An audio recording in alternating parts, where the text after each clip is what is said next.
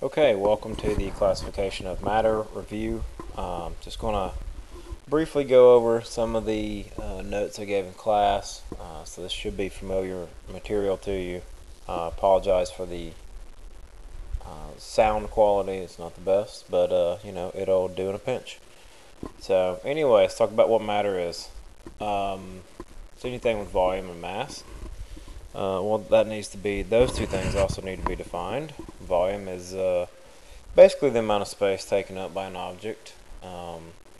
It's measured in milliliters or centimeters cubed. Milliliters with the liquid version over here, you can see the graduated cylinder. And also, you can actually measure the volume of a solid by putting a fixed amount of liquid in and dropping the solid in and noticing how far it jumps up. If you remember, we did this with the blocks of metal in the density lab. As well as over here, you can calculate the volume of a solid by simple calculation: length times width times height. Multiply those three things times each other, gives you centimeters cubed. On to mass. Mass is basically the amount of matter something's made of. And by matter, in this sense, we mean atoms. The number of atoms something is made up of. For instance, a human might be made of, a trillion atoms. It's probably a way larger number than that, but no one really knows. Either way, mass is not the same thing as weight. Your weight will change if you go to another planet, because weight is mass times gravity, whereas your mass will stay the same because you'll still be the same number of atoms. So does it have mass? If it has atoms, if it's made of atoms, that has mass. So gas has mass. This is often confusing, right? It's invisible and it doesn't seem to be there basically, but it does have mass. It does take up volume. Balloon shows that it takes up volume. You can actually find the mass of a balloon full of air as well.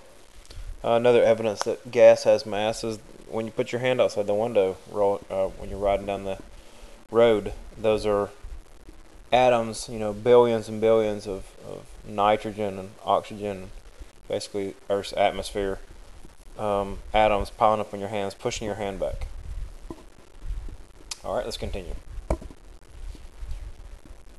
These are some random calculations where I calculated the volume of a solid.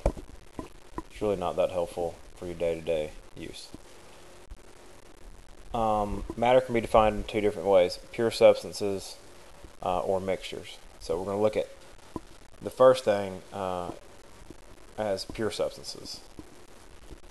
Pure substances are things that always have the same matter. The key word here is always, right? There are only two different things: elements and compounds. These are very prominent in our day-to-day life. By prominent, I mean you see them all the time. Elements, for instance, as you recall from the previous unit, we just learned about the periodic table, and we talked about it's the simplest substance something can be, or matter can be. It's definitely cannot be broken down further from that. You get down to the elemental level and it's it. Gold is gold. It will no longer break down into something else and something else to make gold. Gold is the last thing it will break down to. Let's continue. Elements should be review for most of you. Compounds, probably what most of the world is made of is compounds. The elements themselves are not so much rare, but it's just rare to find them by themselves. In contrast, compounds are pretty widespread. Obviously, water is a compound. Water's made of two different things: hydrogen and oxygen. It's obviously very abundant on the planet Earth. And it can't be broken down further than this easily. That's really the key point, right? Substance is made from two or more. It can be broken down, but it can only be broken down one more level, and that next level is the element. You can break H2O into hydrogens and oxygens, but from there you can't break it further. On to mixtures. Mixtures are two or more substances combined, while somewhat kind of keeping their own properties. You obviously have to have at least two substances for them to be mixed, to have a mixture. There are two different types of mixtures. You have heterogeneous and homogeneous. Both of these are classified as mixtures, but they have different properties. So let's talk about those. Heterogeneous mixtures, parts of the mixture noticeably different. I mean, that's just the easiest way to look at it. I can clearly see this bird seed is different stuff, right? This is a black sunflower seed with the hull on. This is a sunflower seed without the hull. This is some kind of a little pea or something, which, birds eat, I guess, right? Hence the word bird seed. Salad is another good example, right? You can clearly see there are different things in this salad. There's a tomato, here's a cucumber, here's some salad. It is kind of mixed together, but it's not mixed together to a level that I can't see these things individually. Heterogeneous means different, so it really just means like different things put together. The sand is another good example. Lots of small, different colored rocks and sizes and so forth. Homogeneous mixtures are homogeneous, sometimes known as that. It's tomato, tomato. Substances are just evenly distributed, which really means they just mix really well, and it means mixed to a level that you can't really pick things out. If you recall, with the salad, I could clearly pick out the tomato and the cucumber and the lettuce, but with a homogeneous mixture such as coffee or Kool-Aid, or in this case stainless steel. Stainless steel is a mixture of carbon and iron. You can't pick out the individual properties. I can't point to a molecule here and say this is water and there's coffee over here and so forth. So the same way with the Kool-Aid, right? Kool-Aid is mixed so thoroughly that you can't pick out the Kool-Aid particles. The ice is definitely noticeably different though, but as you know, the ice will not stay in there. So at this moment, this is both a homogeneous or homogeneous and heterogeneous, right? This is homogeneous with the Kool-Aid, but yet within the picture it's heterogeneous too, because you can clearly see the pieces of ice. But that will not be like that for very long.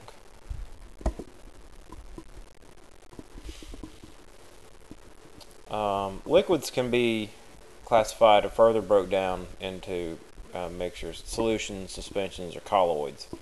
The first thing we'll talk about is solution. Kool-Aid is a solution. Things dissolve and they do not separate it into layers over time. Windshield washer fluid is a great example. This stuff will be blue until the year 4057.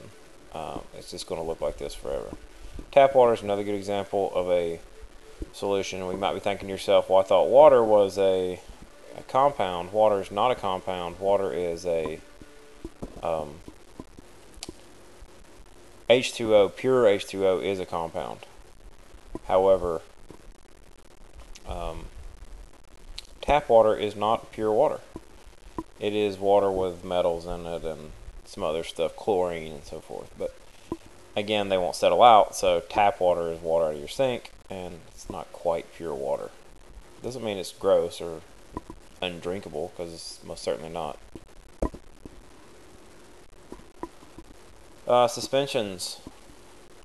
It's a heterogeneous mixture. Thinking back to this means you should be able to see things in it. Just in just the case you can. Example of this: sand and water. This sand is down here. I can see sand. I can see water. The water's cloudy because it has some sand in it. However, clearly visible as different things. Same thing with the Italian dressing. The Italian dressing here is a great example. You can obviously see particles down here. This is onions and garlic and who knows what else. But then there's it's in water, and then there's oil up here. Oil is less dense than water, so they separate before you dump this on your salad or your sandwich or whatever. You want to shake this up, and the reason you shake it up is because it suspends out or settles into layers. The same way with liquid medicines are oftentimes the same way. Shake well before using or whatever. That's because they're in suspension. There are things that settle out. So we have to mix them together again to make them a little more thoroughly mixed, I guess. Colloids are kind of an in-between. It's a weirdo classification because they're kind of like suspensions in the fact that it'll scatter light. The sand and water is scattering light. You can see that's the reason we see it as cloudy. But it won't separate into layers. That's really the difference. So in a way it's a suspension like that, but in another way it's more like a homogeneous or a solution because it won't separate into layers. So it's kind of an in-between. Milk is a good example. Whipped cream is a good example. Gelatin is a good example. This is a glass of water, and this is a glass of gelatin. Gelatin is a colloid, water is not. So the laser beam will shoot straight through the water, but it scatters the light of the gelatin particles. Why? Because they're intermediate in size. They're not huge particles, but they're somewhat big. So it'll be enough, the particles are big enough to where they will reflect the light. You can't see them. Gelatin is clear to the human eye, but it doesn't mean that it's, not a colloid. It obviously is because it scatters light. It's not settling, right? You don't see stuff down here. If it were settling, it'd be a suspension, so it's not. I'm going to move on to physical and chemical properties. Physical properties, stuff that can be observed without changing the composition of the substance. Color, shape, texture, these are all physical properties. We're going to identify some more complex physical properties. Viscosity is a good one. Tendency of a liquid to keep from flowing. Some things have low viscosity, like water. It'll splash around really easily. It does not resist flowing, so it therefore has a low viscosity. Things that have a high viscosity, things like honey. Honey is a great example because it does resist flowing. It doesn't want to flow easily, so therefore has a high viscosity.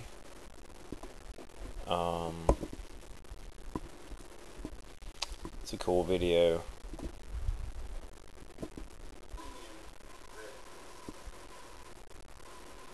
I'm not going to show the whole video. You should remember that, he puts the food coloring in here, and then I'm just going to kind of advance it here. He mixes it all together, and then at the very end, he kind of whips it back. And you can see that due to the high viscosity of the food coloring, or the corn syrup with the food coloring in it, it really didn't distribute that well. Even though he did stir it 5 or 6 times, you'll notice that he stirred it slow. The reason he stirred it slow is because it would have mixed a little better, but he purposely went slow. Some other physical properties: conductivity, a material's ability to allow heat or energy to flow. Electricity, the same way. You'll hear this word many times throughout the year. Metals are conductors, or they have high conductivity. Wood has low conductivity. It's an insulator. Other insulators are rubber, plastic. Cloth as an insulator is not a great insulator, but it can. Another property is malleability. It's basically the ability of a solid to be hammered without shattering, and the easiest way to remember it is a mallet. It's sometimes known as a hammer, so it's easier to remember that way. Metals are malleable. Glass is not malleable. Glass in solid form, put it that way. Some other physical properties: the hardness of material. Diamond's very hard. Chalk is not very hard. It's very soft. If you remember from 6th grade, the Mohs scale of hardness. You remember the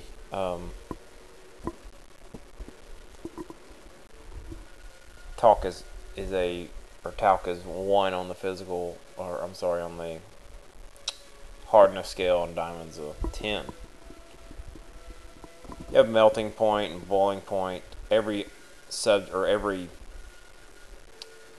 type of matter has its own melting and boiling point. We are very familiar with water, so it's easy to always say that, you know, ice will melt anywhere above 32 degrees Fahrenheit, you know, and it'll boil at 212 degrees. Water is just an easy one because we're so familiar with it. Solubilities, ability to dissolve in another substance. Kool-Aid has a very high solubility. Salt has a high solubility. Sugar has a high solubility. They will easily dissolve in other things. Wood, for instance, does not have a high solubility. It will eventually dissolve in another substance, but it will not do it easily.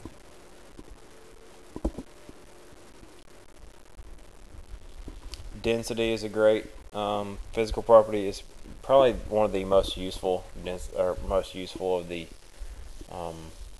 physical properties because it's used to test the purity of a substance. Things like gold versus fool's gold, or diamonds versus cubic zirconium, or plastic diamonds, if you will. So it's definitely a very useful one. Formula is very key. Density is equal to mass divided by volume. If you remember from the lab, we did use that formula a good bit. Density of water is about 1 gram per milliliter. Even in the lab, you calculated the density of water in part C, and you should have found that it was very close to water. Most people got, you know, 0.98 grams per milliliter, or 1.02. You know, that basically equals out to be 1. Anything with a density greater than 1 will sink, like the anchor, and anything less than 1 will float, like the rubber ducky. The rubber ducky floats mainly because it's full of air. It's also made of plastic, which has a low density in general. Plastic will typically float, but not all plastic will float.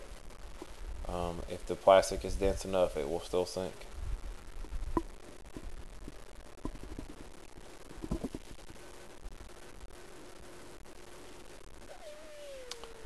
Just a density calculation I did.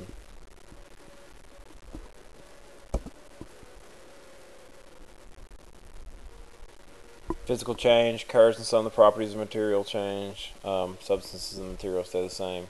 What does that really mean? It just means it looks physically different. Here it looks like a solid. Well, it's because it is a solid. It's starting to leak, right? Not really leak, but melt. Here you see it's the same substance. Here it's having energy entered into it, therefore it's going to start changing into vapor or gas. You have all 3 states of water right here. They're physically or chemically the exact same thing, H2O.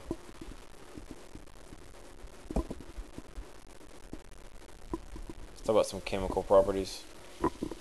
Physical properties can easily be measured and observed without messing with or changing the composition. Unfortunately, chemical properties cannot. Really just means, what are the likelihoods you could change something? Flammability is the easiest one to describe because flammability is just basically a material's ability to burn, right? The presence of oxygen is key, but really just how likely is it to burn. Wood is very flammable. Cotton is very flammable. Metal is not very flammable. Metal will eventually burn, but it takes a lot of energy to do it. Gasoline is very flammable. Acetone, or fingernail polish remover, is very flammable. Let's see here. Reactivity is the other major chemical property. There are other chemical properties, but these are really the 2 biggies: flammability and reactivity. Reactivity's abilities, substance ability to combine chemically. Some things will combine very easily. Metals, like the alkali metals, remember group 1 in the periodic table. Sodium, potassium, trying to think, cesium, rubidium, these other ones, they're very reactive with water. Oxygen is very reactive as well because it has 7 valence electrons, and it wants to bond with other things all the time.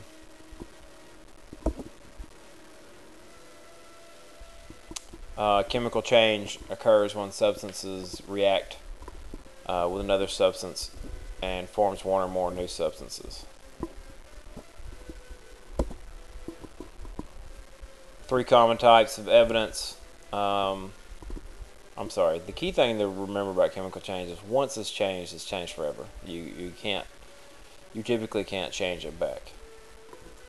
Changing color, rusting is an example, right? Your bike sitting out in the rain and starts turning a different color. You can sometimes knock the rust off and repaint it, and hopefully that will stop the rust. But you didn't really change the rust back. You removed the rust. That's the difference. Here's a penny. A penny changes color when it's exposed to acid. It actually turns green. That's why the Statue of Liberty is green. It's what's called patina.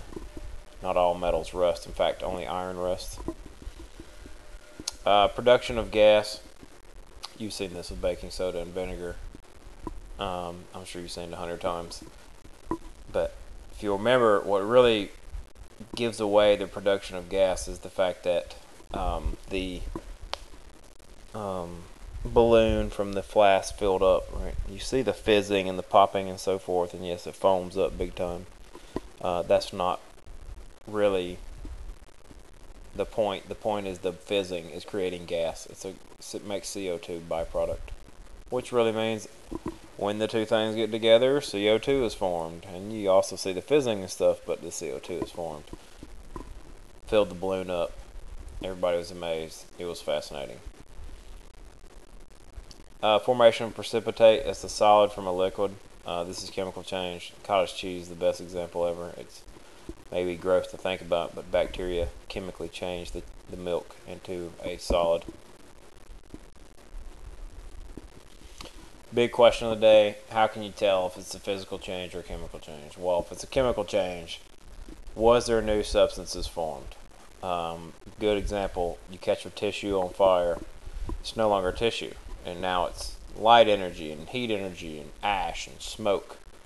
You can't gather all the ash and smoke and the light energy and the heat energy back together and magically make it back into a tissue again.